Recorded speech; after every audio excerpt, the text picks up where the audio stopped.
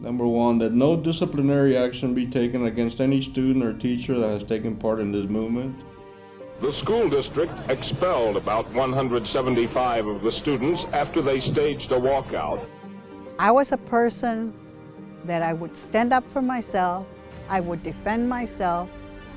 I walked out because I believe in what we were standing for. In my opinion, they have always been pushing us, and I think it's time for us not to be pushed around so much. It was in the DNA of that community to separate people. Social institutions, economic institutions, educational institutions would then follow suit. Number 8, that as Chicano students, we be allowed to speak our mother tongue Spanish on school premises without being subjected to humiliating or unjust penalties. Why is it very important to you that you be allowed to speak Spanish on the school grounds? Well, that's our mother tongue, so I don't see why it should be taken away from us. They risked it all. They walked out of that building. They didn't know what was going to happen to them. They had no ideas. They'd had enough. So when the bell rings, I get up and I start walking out.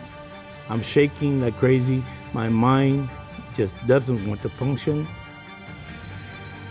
I walked out because I believed in what they were doing. And the reason for the walkout was for us to speak our rights that we knew we didn't have. The plan was to sprint, all right? And the ones with the signs, okay, we wanted them on the main highway, all right? Some of them here were chanting, we were doing that. Different teachers would come and stand up front just so they could make sure they got everybody's name that was out there on the picket line.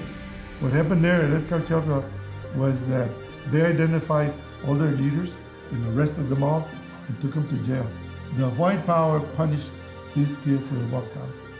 Finally, that the blatant discrimination against the Mexican-American students in this school stop immediately. We demand justice. The practice here has been one of domination.